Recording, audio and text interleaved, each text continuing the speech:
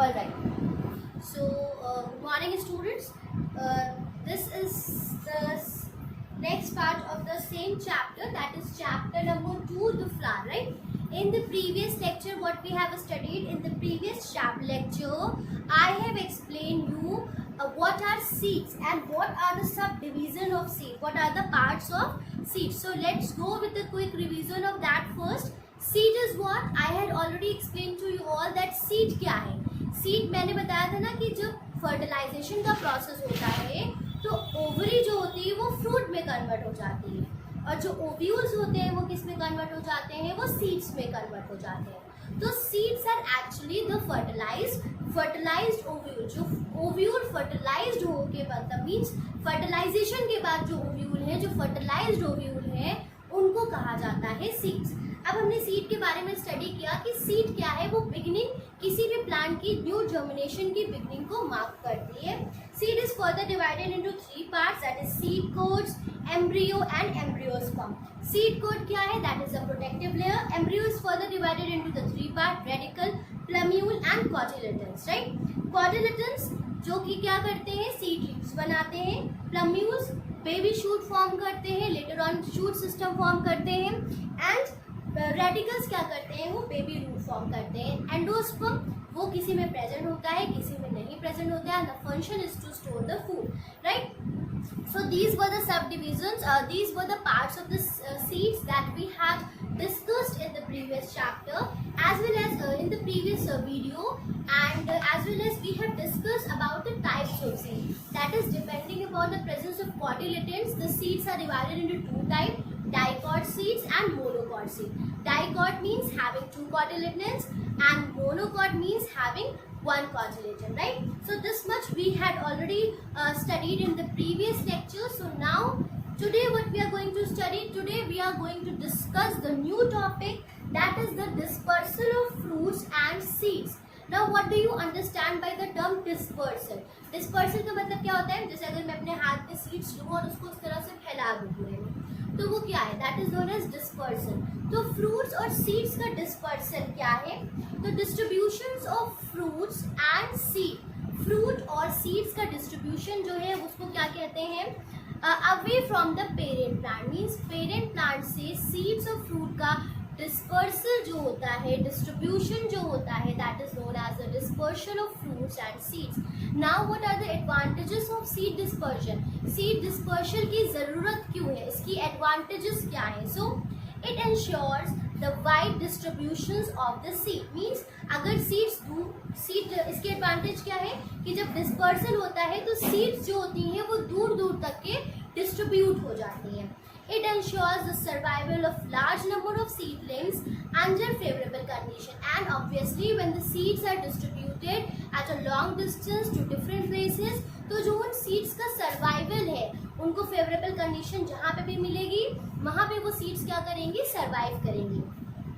It helps to cover the barren land with water. और जब कोई भी सीड सर्वाइव करेगी, ऑब्वियसली मानिए कि कोई लैंड है जो कि बैरन है और विंड के वजह से क्या हो रहा है कि वहाँ पे डिस्पर्शन हो रहा है सीड्स का, तो जब वहाँ पे सीड्स गई उस लैंड पे और फर्दर वो वहाँ पे सो होके ग्रो हो गई, तो what is going to happen that what's going to happen कि जो बैरन लैंड है वो किस में कन्वर्ट हो जाएगी? धीरे धीरे प्लांट में कन्वर्ट हो जाएगी. It prevents completion for food space light due to overcrowding. और डिस्पर्शन ऑफ सीड इसलिए भी ज़रूरी है क्योंकि जितना ज़्यादा सीड डिस्पर्स करेंगी, जो हमारी नीड है, जो हमारी रिक्वायरमेंट है फूड की, वो कैसे फुलफिल होगी? जब हमें ज़्यादा से ज़्यादा न्यू प्लांट्स, न्यू फूड्स मिलेंगे, राइट. तो वो फूड्स कैसे मिलेंगे? जब न्यू प्लांट ग्रो करेंगे. सो न्यू प्लांट के ग्रो होने के लिए dispersion of seed is very important. So children, these were the few advantages of the dispersion of seeds and fruits, that why the dispersion of seeds and fruits is required, and why it is important, and how it is benefiting us, right? So this was the first topic in today's lecture. Now we are going to discuss the agents of seed dispersion, right?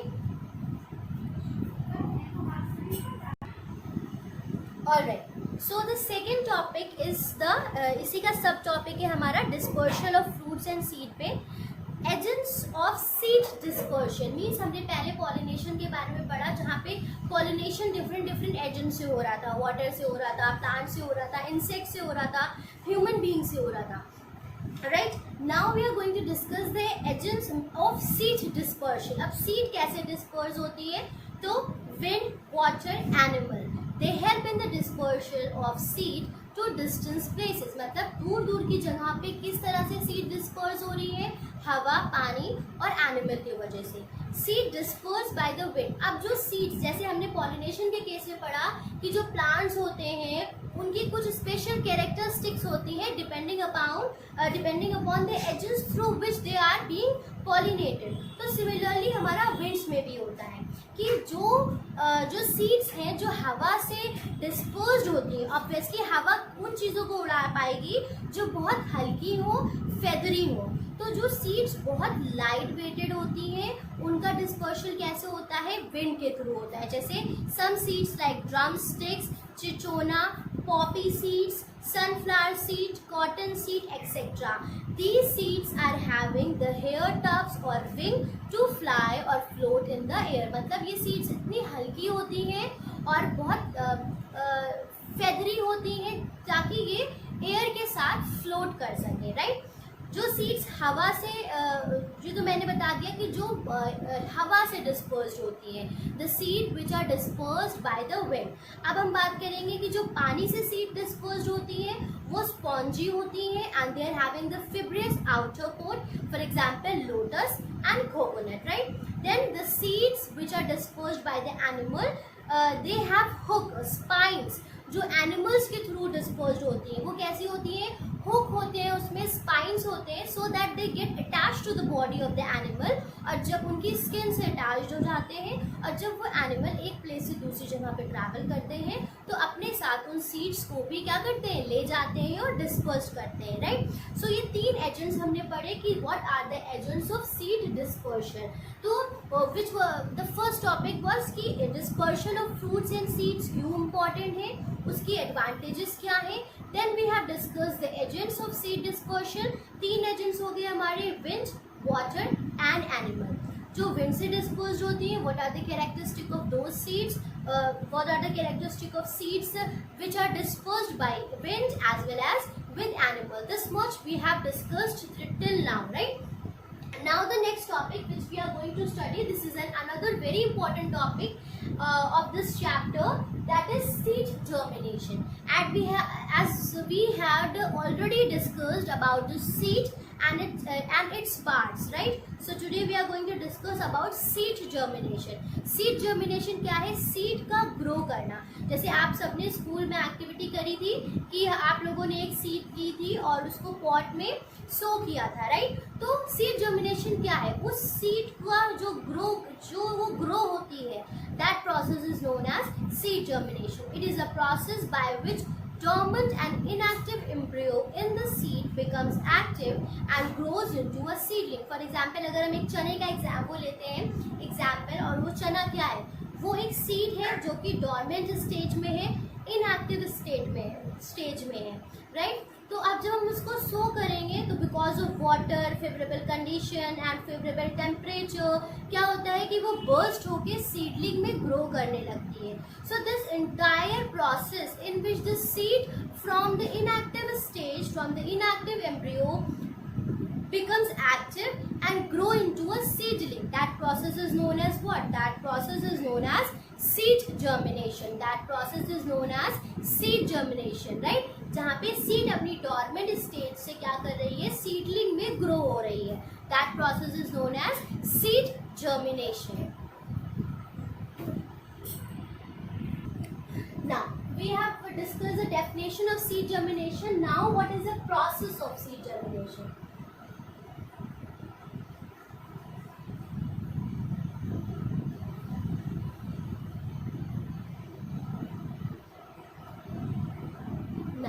What is the process of seed germination? First of all, what's happening that आप क्या करते हो, कोई भी एक seed लेते हो तो उसको क्या करते हो, जब हम उसको सो करते हैं, एक हल्की सी सॉइल के लेयर में हम उस सीड को सो करते हैं।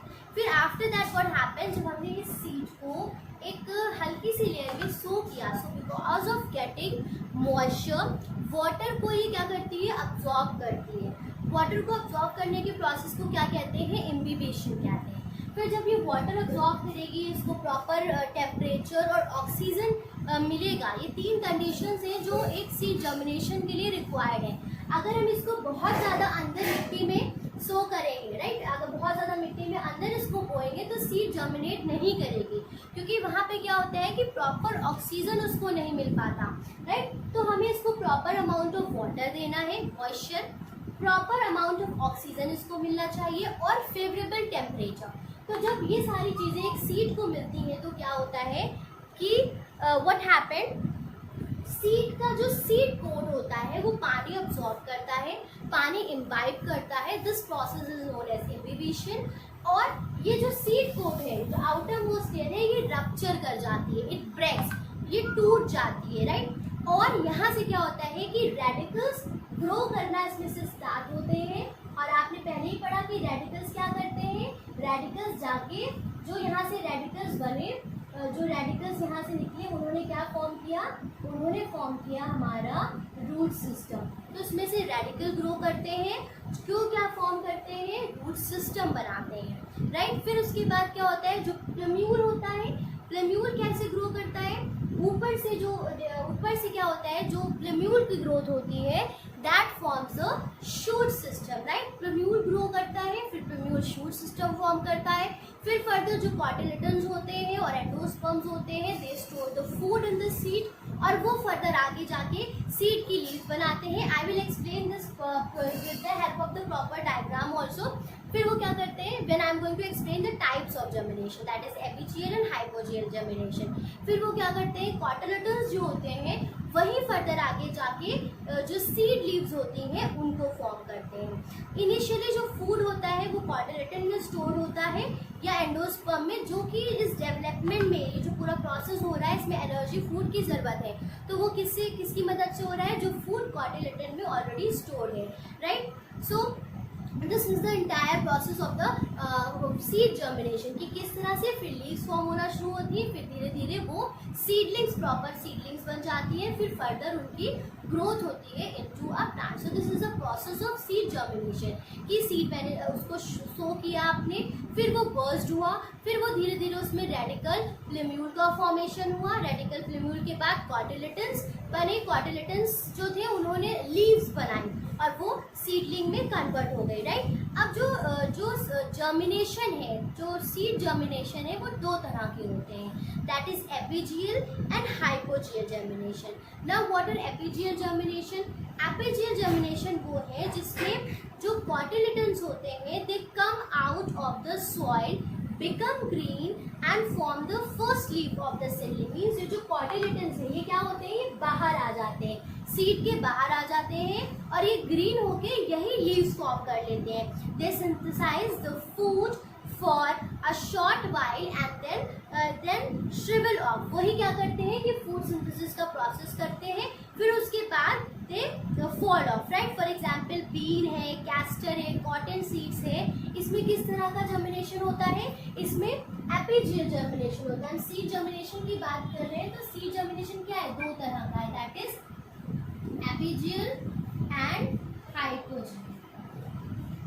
एपिजियल जर्मिनेशन एंड हाइपोजियल। अब एपिजियल जैसे कॉटन सीड्स होती है, कैस्टर सीड्स होती है, जिसमें जो कॉटिलेडन्स होते हैं ये सॉइल के बाहर आते हैं और यही फर्स्ट जो लीव्स होती है, पहली लीव्स, ये कॉटिलेडन्स ही फॉर्म करते हैं, right.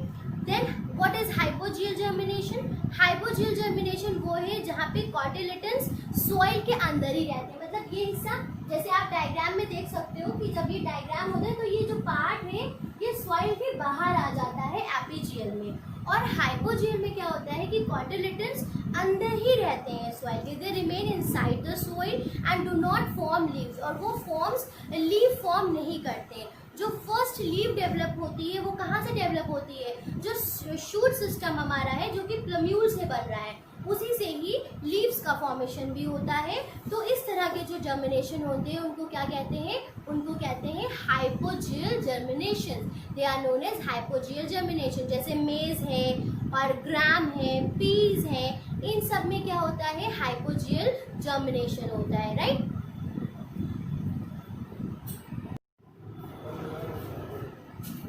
Alright students, so we have discussed about the seed germination, and I had already told you that there are two types of seed germination. The first one is the apigeal germination. So here on the board you can see that the germination, and that this germination is the apigeal germination in bean, right. I had written this is the first type of seed germination. Now here what's happening, that this is the seed which is sown in the very thin layer, under the very thin layer of the soil, right. Now what happened, that when this seed, the seed of bean, this is getting,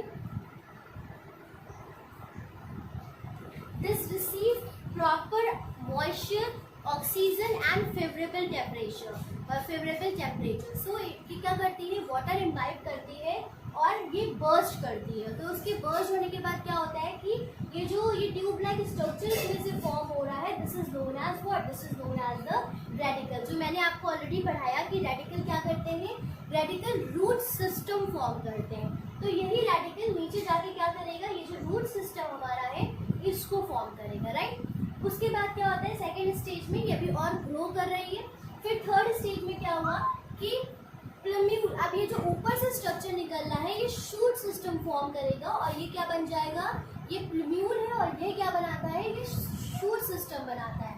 अब धीरे धीरे जो seed coat है वो dissolve होने लगता है।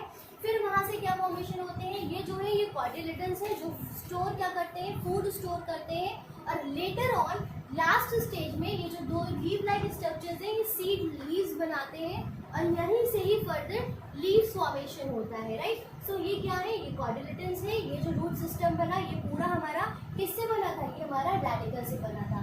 So children, this is which type of germination? This is the first type of germination, that is the apigeal germination. और ये जो germination होता है, this type of germination take place in beans, in castor and in cotton seeds, right? So इसमें क्या होता है, जो cotyledons होते हैं ये food synthesize करते हैं short period के लिए, उसके बाद वो गिर जाते हैं। फिर later on जो leaves form होती हैं वो proper जिस तरह से food synthesis leaves में होता है वो process पूरा proper चलता है। Alright, so children, in this video this much only. In the next video I will be explaining the second type of germination, that is the hypogeal germination, and after that the condition required for the seed germination. So that's going to be the last part of this chapter, that is chapter number 2, the flower. After that we will go with the discussion of the question answers and what you have to do, or after that you all have to complete the same chapter in your copies. Thank you everyone for watching my video. Please अगर आपको video पसंद आता है तो उसको like ज़रूर करें, and please subscribe my channel. Thank you everyone.